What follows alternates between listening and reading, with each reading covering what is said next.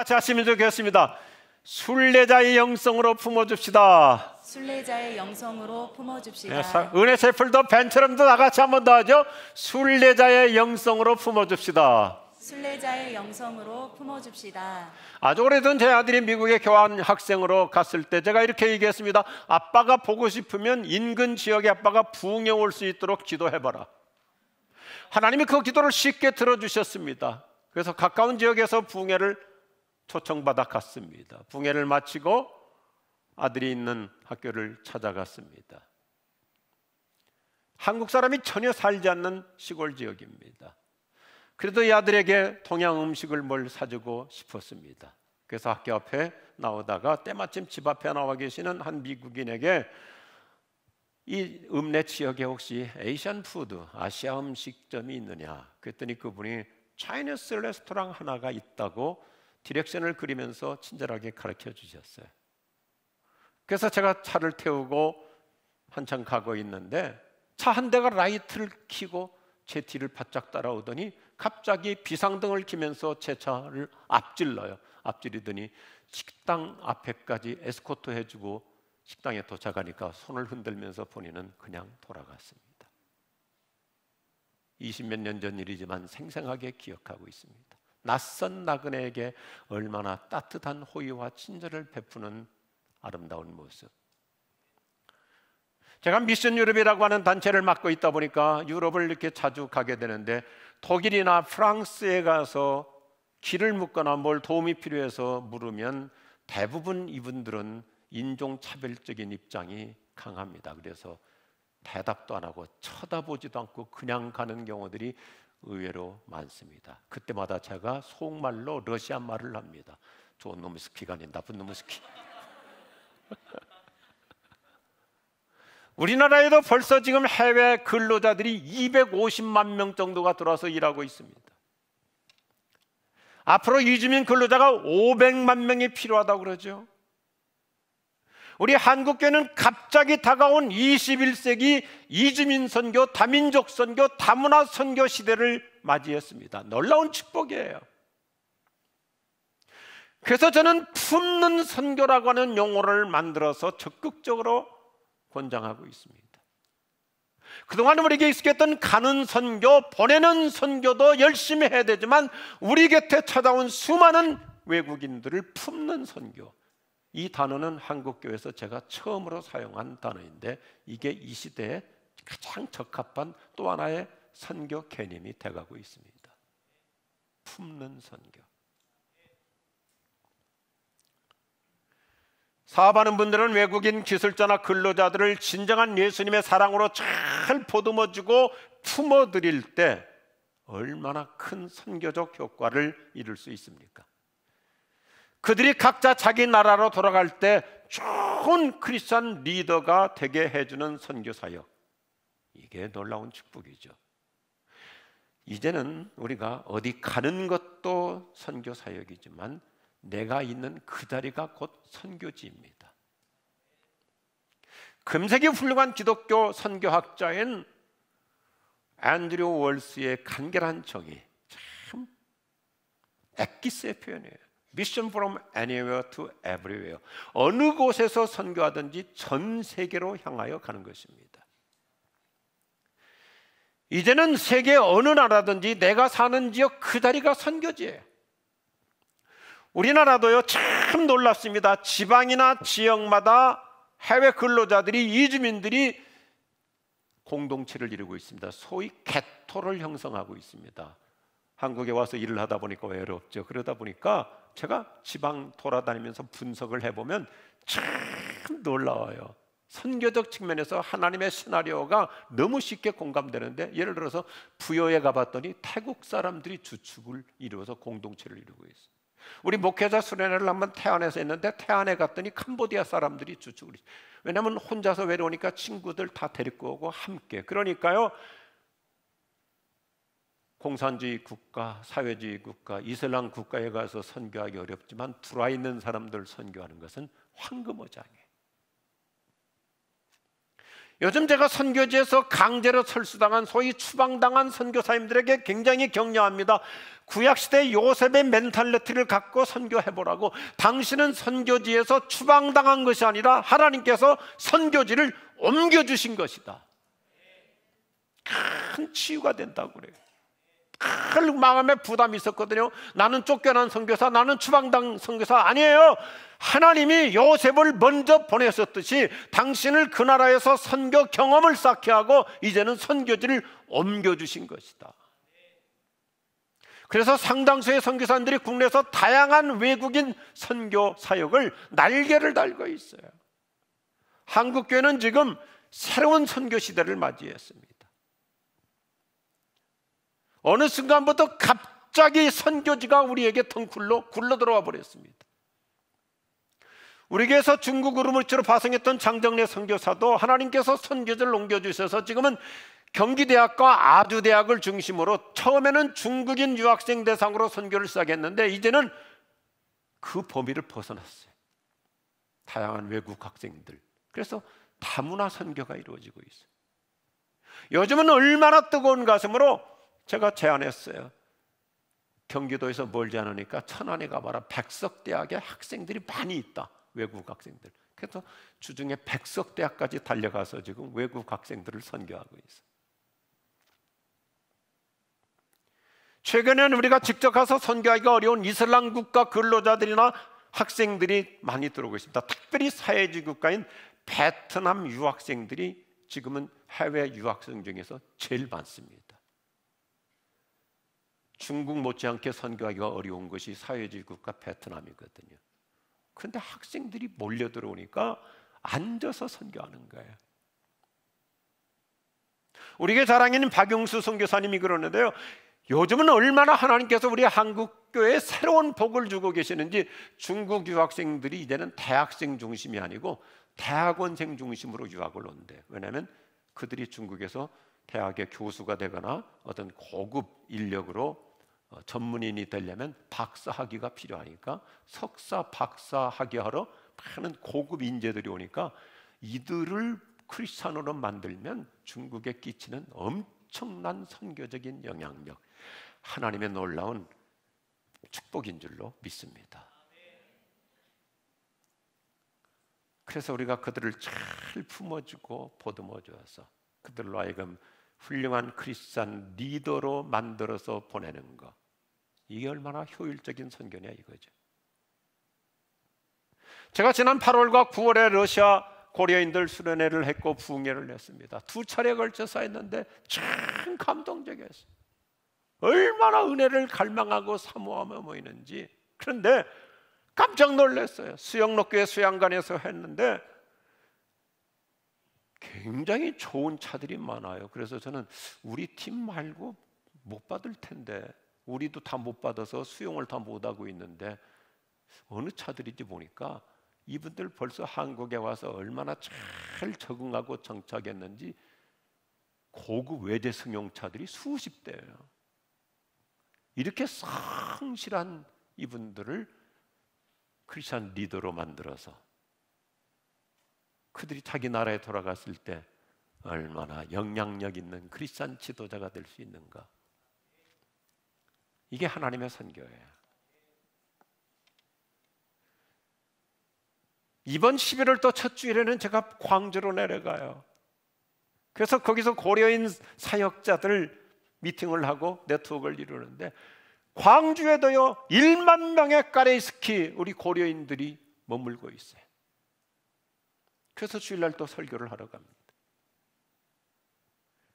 품는 선교 시대입니다. 사랑하는 우리 지구촌교회 교우들이여, 우리 교회가 지금 잘하고 계시잖아요. 하나님께서 일찍부터 우리에게 보내주신 북한에서 내려온 소위 우리 탈북 통일민들을 우리가 잘 품고 잘 보듬어 좋은 신자 만드는 만큼 하나님께서 우리의 미래를 향한 놀라운 최상의 선교 전략이 될 줄로 믿습니다. 저부터 시작해서 우리 각자가 한번 스스로 질문해 보십시오. 내가 얼마나 나그네들을, 낯선 사람들을, 우리 주변의 어려운 분들을 잘 품고 있는가? 잘 품어드리고 있는가? 특별히 멀리 생각하지 말고 우리 교회 안에 있는 우리 통일민들을 내가 얼마나 잘 품어드리고 있는가. 사실은 우리 자신부터가 모두가 다 저와 여러분이 디아스포라, 흩어진 나그네들이잖아요. 우리 중에 자기 고향을 떠나지 않고 평생 한 곳에서 사는 분이 몇 사람이나 될까요? 다 나그네들이에요. 2000년대가 들어서자마자 아주 좋은 신조어가 벌써 20몇 년 전에 있었잖아요. 21세기를 가리켜서 3T 시대다. 텔레커뮤니케이션, 원거리 통신 시대. 둘째, 투어리즘, 여행 시대. 셋째, 트랜스포테이션, 이사하는 시대. 이 3T 모두가 다 이동성이잖아요. 돌아다니면서 전하고, 이동전화. 여행이라는 게 뭐예요? 이동하면서 다니고, 그리고 이사하고, 이주하고. 아마 우리 가운데서도 또 지방으로 이주할 수도 있고, 또 해외로 나갈 수도 있고, 특별히 요즘은 평생 직장인 게 없어요. 어느 한 곳에 정착해서 안주한다는 개념 이미 지났습니다. 연세가 드셨음에도 불구하고 지방 근무하러 가기도 하고, 주말 부부들도 얼마나 많습니까? 전문 분야일수록 이제는 그야말로 다 이동성 사회에 살고 있어요. 그래서 21세기 현대인들의 특징을 도시 유목민이라고, 2000년 들어서자마자 이런 책이 나왔었죠. 현대인들은 도시에 살면서도 실제는 유목민같이 살고 있어요. 우리가 다 도시에 모여 사는 것 같지만, 이렇게 주일날 흩어졌던 우리들이 모이지만 우리 중에 상당수가 주중에 다 여러 곳으로 흩어집니다. 지방으로도 내려가고. 인생은 어느 시대에 살아도 여전히 유목민 같은 나그네라고 하는 설명입니다.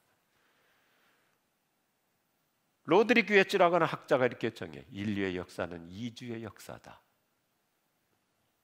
이번에 미션 유럽에 가서 한 학자가 발표하는데,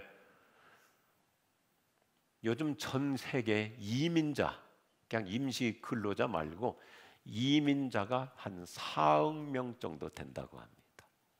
갈수록 늘어가고 있어요. 우리나라도 앞으로 이제 500만 명의 해외 이주자가 들어와서 살게 되고, 우리는 갈수록 아이를 낳지 않다 보면 나중에 한 50년 지나면요, 국회의원 지방선거부터도 이제는 판도가 달라져 버려요. 주객이 전도돼 버려요. 미국이 벌써, 미국, 유럽이 다 그렇게 돼가고 있잖아요. 히스패닉들, 멕시칸들, 남미 사람들이 숫자가 많아지고, 그들은 자녀를 많이 낳고 서양 사람들은 아이를 안 낳고, 그러다 보니까 완전히 이제는 이 사회 시스템이 달라지는 거예요. 성경이 말하는 나그네, 디아스포라라는 말이 참 재밌는 단어예요. 디아스포라, 디아스포레, 여러 방으로 널리 방향으로 흐트러진다는 말이거든요. 그래서 흩어져서 산다는 뜻인데, 이 단어가 굉장히 그 의미 있는 단어더라고요. 이 단어가 원래 뭐냐면 예수님께서 자주 사용하시는 단어인데, 농부가 씨를 뿌릴 때 그냥 뿌리지 않습니다. 농부가 아무데나 씨 뿌리지 않고 정확하게 밭 고랑 안에 정확한 위치에 따라서 씨를 골고루 뿌리듯이, 여러분, 저와 여러분이 여기저기 살다가 고향 산천이 다 다르지만 이렇게 여기 와서 우리 지구촌교회까지 와서 신앙생활하게 된 거, 농부이신 하나님께서 정확한 하나님의 계획과 섭리에 따라서 우리를 이곳으로 안배하여 주신 줄로 믿습니다. 내가 그냥 되는 대로 이렇게 여기저기 살다가 지구촌교회 다니는 게 아니라 농부이신 하나님이 나를 이곳에 심어 주신 거예요. 동의하시면 아멘 하십시오. 하나님의 큰 계획 속에서 우리 인생은 표면적인 나그네 인생을 살고 있는 것이죠. 그래서 우리는 거룩한 디아스포라, 순례자입니다. 우리 예수님이 디아스포라의 표상이시죠. 전형적인 이민자이세요. 예수님은 하늘에서 이 땅으로 이주해 오셨고요, 예수님은 태어나시자마자 이집트로 잠시 이주하러 가셨고요, 거기서 몇 년 살다가 다시 자기 고향으로 돌아가지 않고 고향 근처 나사렛이라고 하는 다른 지역에 가서 30년을 이주민 생활을 하시죠. 예수님은 고향을 떠난 디아스포라 선교사, 이주민 선교사의 표상이 있어요. 우리는 요즘과 같은 이주민 시대에 부응하는 유목민 선교를 펼쳐가기 위해서 이 베드로서가 강조하는 깊은 메시지를 기초해야 됩니다. 베드로서의 핵심 주제는 디아스포라 순례자의 영성이에요. 베드로는 기독교가 로마 정부의 핍박과 박해로 정처 없이 피해 다녔던 성도들을 위로하고 격려하려고 쓴 것이 베드로서의 메시지죠. 오늘 1장 1절과 2절 말씀, 특별히 1절부터 이렇게 시작하죠. 예수 그리스도의 사도 베드로는 고향을 떠나 본도, 갈라디아, 갑바도기아, 아시아, 비두니아에 흩어져 살고 있는 나그네인 하나님의 선택된 백성에게 이 편지를 씁니다. 이 베드로서의 매력이 뭐냐면요, 제가 베드로서를 굉장히 좋아하는데 기질도 비슷하지만 베드로는 짧게 말하는데 짧은 문장 안에 굉장히 다양한 모든 의미가 다 들어있어요. 베드로서의 특징은 삼위일체 하나님이 한 문장 안에 다 들어가요. 고향을 떠나 흩어져 살고 있지만 그러나 하나님의 선택된 백성, 우리들의 모습인 줄로 믿으시면 아멘 하십시오. 초대교회 성도들은 가혹한 핍박과 박해를 피해서 나그네 인생을 사는데 얼마나 참 고난이 많았어요. 그래서 그들은 디아스포라 이주민 순례자로서 힘든 인생을 살아가죠. 예수 믿는다는 이유 하나 때문에 정처 없는 나그네 인생으로 순례자의 삶을 살았어요. 로마에서, 특별히 터키의 갑바도기아 중심으로 카타콤이라는 지하 토굴 속에서 평생을 살았어요. 고난의 순례자로 살았어요. 우리 교우들 가운데 저하고 같이 여러 차례 가봤었습니다마는 카타콤에서 평생을 살다 보니까 평균 신장이 140cm입니다. 못 먹고 햇볕을 못 보고 토굴에서만 살았기 때문에 평균 신장이 140cm. 이번에 로마 집회를 갔다가 로마의 그 목사님께서 로마 시내 바로 옆에 있는 그 카타콤 지역을 그냥 한번 지나가는데, 우리 여행 가서 둘러보는 카타콤은 한쪽 구퉁에 불과하고요, 수백만 평에 그리스도인들이 순례자로서 그 지하 토굴에서 살았던 그 지역이 수백만 평인데, 이태리 정부가 정말 고맙더라고요. 그 수백만 평을 지금도 2000년 동안 그린벨트로 묶어놓고 보존해놓고 있어요. 거기에 도시가 들어서면, 아파트 단지가 들어서면 기가 막힌 땅인데 그냥 로마 시내예요. 근데 그 어마어마한 땅을 초대교회 성도들이 카타콤에서 살았던 그 지역을 보존하려고 그린벨트로 묶어서 보존하고 있어요. 이런 배경에서 베드로는 나그네와 순례자라는 용어를 즐겨 사용합니다. 성경은 나그네라는 단어를 40번 이상 사용해요. 나그네는 임시 체류자를 뜻합니다. 지나가는 길손입니다. 옛날에는 과객이라는 단어도 사용했었죠. 독일의 문호 괴테가 표현하듯이 인생은 한 가닥 편로에 지나지 않습니다. 우리는 하룻밤 주막집에 머물다 가는 나그네 인생이에요. 어느 정도 나이 계층 있는 사람들은 다 기억날 거예요. 1960년대 가요 무대를 주름잡았던 최희준 선생님이 그 유명한 노래 있잖아요. 하숙생. 그 나그네 인생을 노래한 건데, 원래 우리 민족의 시성이셨던 박목월 선생님의 그 나그네, 구름에 달 가듯이 길 가는 나그네 한 소절을 노래로 만들어 가지고 우리 국민들의 노래가 되었었죠. 잠시 한번 들어볼까요? 인생은 나그네 길 어디서 왔다가 어디로 가는가. 구름이 흘러가듯 떠돌다 가는 길에 정일랑 두지 말라, 미련일랑 두지 말자. 인생은 나그네 길, 구름이 흘러가듯 정처 없이 흘러서 간다. 나는 이게 왜 찬송가에 수록되지 않았는지 궁금해. 그런데 우리는 세상이 말하는 이주민, 이민자, 정처 없이 살아가는 처량한 나그네가 아닙니다. 성경이 강조하는 순례자라고 하는 이 단어가 중요한 거예요. 참 성경은 멋있어요. 베드로는 나그네처럼 사는 우리 성도들을 위로하고 격려하기 위해서 처음에는 이렇게 부담감 없이 편안하게 나그네라는 단어로 시작하다가 점차적으로 본질로 들어가서 순례자라는 용어로 바꿉니다. 그래서 1장 17절부터 순례자로 등장해. 우리말로는 아쉽게 거류자라고 되어 있는데, 구약시대 야곱이 그랬어요. 야곱이 에집트로 이민 가가지고 바로왕 앞에서 내가 130년 참 힘든 나그네 인생을 살았습니다. 그런데 이 나그네가 정처 없는 나그네가 아니고 독일어 성경도 프랑스 성경도 영어 성경도 다 순례자로 번역하고 있어요. 아쉽게 우리나라 성경만 나그네로 번역하고 있을 뿐이에요. 야곱의 신앙 고백에 깊은 영성이 들어있는 거예요.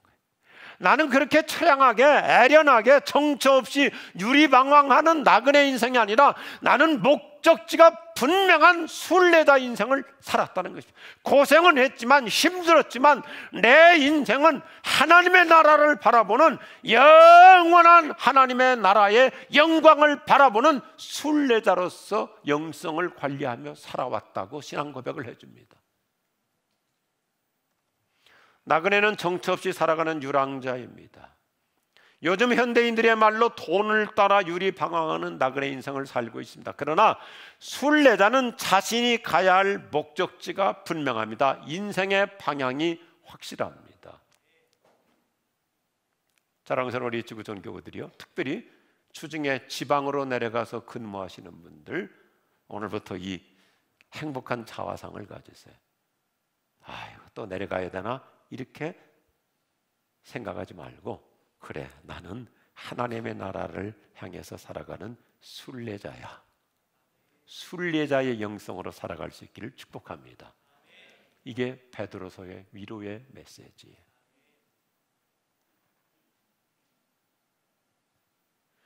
우리는 단순히 돈 몇 푼 더 벌려고 정처 없이 떠돌아다니는 방랑자가 되어서는 안 됩니다.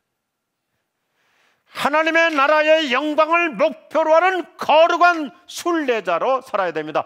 우리는 하늘나라의 시민권자이기 때문입니다. 그래서 우리 지구촌교회 핵심 사역 중 하나의 중요한 타이틀이 뭐예요? 사랑의 순례. 부부부터 우리는 서로 사랑하며 살아가는 순례자의 영성으로 섬기며 살아가자는 것이죠. 이게 깊은 종말론적 영성을 핵심 주제로 풀어가는 베드로 전서 후서의 메시지예요.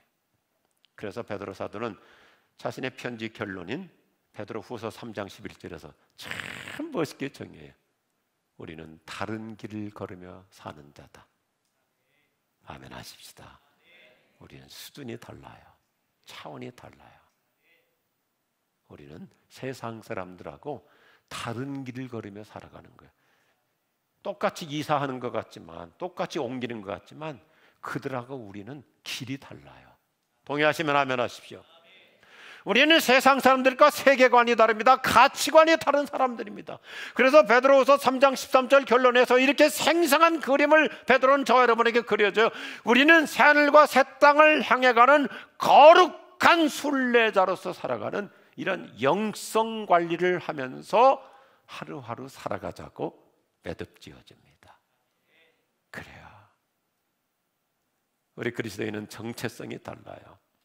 아까 우리 스페랄의 청년들이 참 아름답게 찬양했잖아요. 우리는 세상과 달리 살아가는 사람들. 그래서 세상 사람들과 삶의 기준이 다르고 방법이 달라요. 가치 철학이 달라요. 삶의 목적이 다르고 비전이 다른 거예요. 다시 한번 우리 마음속에 오늘 아침에 이 메시지를 내 가슴에 여미자고요. 우리는 다른 길을 걸으며 살아가는 사람들. 아멘 하시겠어요?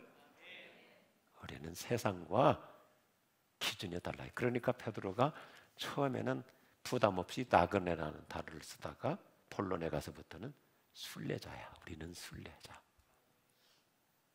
그러다 보니까 아까 나그네라고 하는 노래를 소개했지만 우리 그리스도인들이 즐겨부르는 찬송가는요, 차별화를 이루고 있잖아요. 그 내용 자체가 다르잖아요.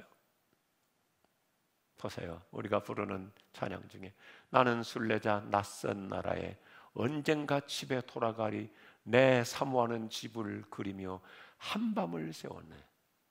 나는 순례자 돌아가리 날 기다리는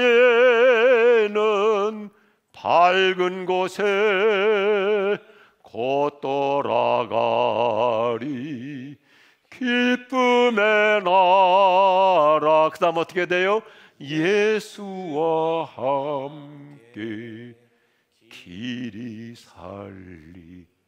나는 순례자. 밝은 미래를 내다보며 하나님 나라의 그 영광을 바라보며 예수님과 함께 살아가는 거예요. 할렐루야. 언젠가 강 건너 주를 기쁘게 만나리라. 순례자 가는 길엔 두려움 없으리. 노래하는 순례자 구주의 손 잡고 약속의 땅 찾아서 길 가는 순례자. 이번 주간에도 여러분이 출근하시면서 지방으로 출장 가시면서 흥얼흥얼 노래하는 거예요. 노래하는 순례자 예수님 손잡고 약속의 땅을 내다보며 길 가는 순례자. 그러니까 찬송가 자체도 얼마나 영성으로 순례자 영성을 우리에게 심어주는지. 전국에서 만나보자 그나라 친거기서 순례자여 예비하라 늦어지지 않도록. 그날 아침 그 문에서 만나자. 순례자여 준비하는 영성으로 살아가자. 우리는 삶의 기준이 다르고 수준이 달라요. 아멘 하시겠어요? 이게 우리 그리스도인들의 성숙한 영성이에요.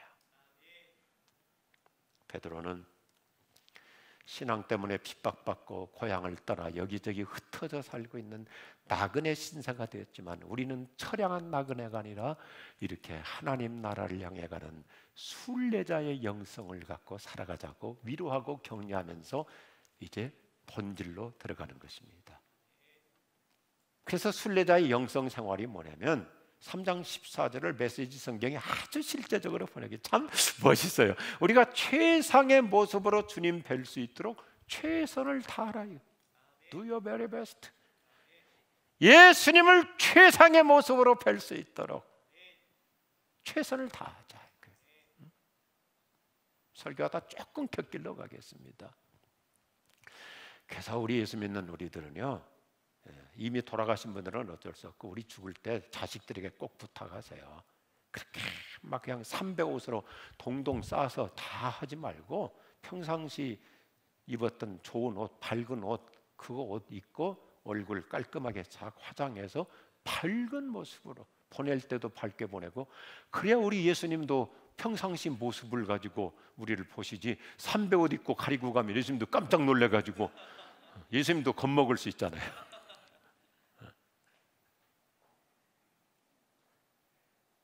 이 말씀은 디아스포라 선교의 기초가 되는 거예요.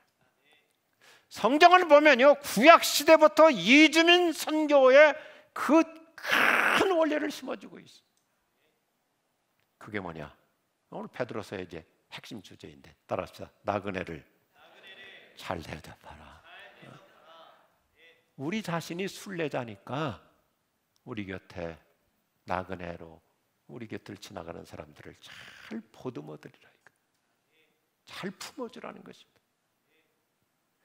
예수님께서 마태복음 25장에서 종말적인 메시지를 하면서 얼마나 쉽게 말씀하세요. 지나가는 나그네 한 사람에게 물 한 컵 호의를 베푸는 것도 결국은 그 사람을 예수 믿게 하는 선교적 효과가 있다고. 그게 하늘의 상을 받는 품는 선교라고 하는 아주 멋있는 선교적 그림, 하나님 나라 킹덤 멘탈리티를 심어주는 거예요. 우리 지구촌교회 사랑채플 앞에 이 외국인 관리청이 있다는 것이 엄청난 축복이에요.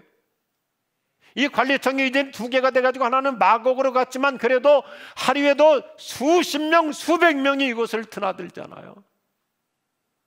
그래서 따뜻하게 이들을 보듬어주고 품어드리고, 우리 청년들이 중심이 됐고, 우리 김영성 목사님이 청년부 담당할 때 저렇게 아름답게 외국인들을 따뜻하게 품어주고요. 그냥 지나갈 때 우리가 따뜻한 시선 한 번만 줘도 선교는 하나님이 하실 줄로 믿습니다. 저도 가능하면 일부러 집에서 교회 갈 때, 특별히 은혜채플로 갈 때 저 14단지 쪽으로도 갈 수 있지만 양천구청 역 쪽으로도 갈 수 있지만 일부러 꼭 사랑채플 앞을 들려서, 우리가 예배당이 2군데니까 이 교회를 들려서, 그리고 언제든지 외국인들이 지나가는 것을 보면서 늘 멀리서도 마음으로 축복해. 주님, 저분 한국 왔는데 하나님이 은혜 주시고 예수 만나고 가게 하여 주옵소서.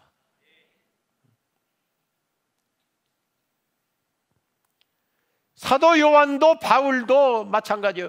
교회 리더가 될수록, 교회 지도자일수록 나그네를 잘 대접하는 자가 되라고 피력합니다. 하나님은 구약 시대뿐만 아니라 기독교 초기부터 계속 강조하는 게 뭐예요? 순례자의 영성. 우리 자신이 순례자이니까 나그네를 잘 품어주는 인생을 살라. 이게 선교라고 얘기합니다. 물론 우리가 정말 가는 선교도 필요하고 또 선교 헌금도 다 하나님 앞에 값진 것이죠. 그런데 내 곁에 찾아온 선교 대상자, 따뜻한 눈길 한 번, 친절한 안내 한 번, 혹시 뭐 도울 게 뭐 있으신가요? 아, 우리 사랑채플에 가면 볼펜도 있어요, 종이도 있어요, 커피 한 잔도 드릴 수 있어요. 성경은 이것을 선교라고 얘기하고 있어요. 금색이 탁월한 설교자 워런 예수베는 베드로의 수준 높은 순례자 영성의 선교 지침을 이렇게 딱 한마디 문장으로 멋있게 마무리해줘요. 최악의 때 최선의 유익을 얻는 법을 가르쳐주고 있다. 기가 막힌 문장이죠. 최악의 때, worst time, 좋지 않은 때에 우리는 best of times, 최선의 유익을 얻는 방법, 그것이 곧 어려운 이웃, 아픈 이웃, 외로운 사람, 돌봄이 필요한 사람 품어주는 것. 그래서 저는 베드로서를 이렇게 한마디로 압축을 했어요. 품는 선교의 마그나 카르타. 품는 선교의 마그나 카르타. 우리 곁으로 찾아온 디아스포라, 이주민들, 외국인들, 우리가 별거 안 하지만 그냥 따뜻하게 인사 한 번으로도 품어줘도, 아까 얘기했지만 그 앤드류 월스의 말이 기가 막힌 말이잖아요. Mission from anywhere to everywhere. 어느 곳에서 선교하든지 전 세계를 선교하는 거예요. 우리 교회 이름이 뭐예요? 우리 교회 이름이 지구촌 교회잖아요. 지구촌 교회, 글로벌 미션 처치입니다.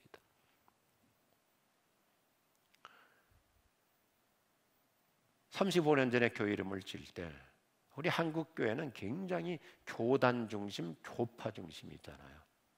그래서 우리 교회가 대한예수교 장로의 지구촌교회, 어쩔 수 없이 우리 말로는 그렇게 했지만 영어로는 제가 글로벌 미션 처치라고 그랬어요.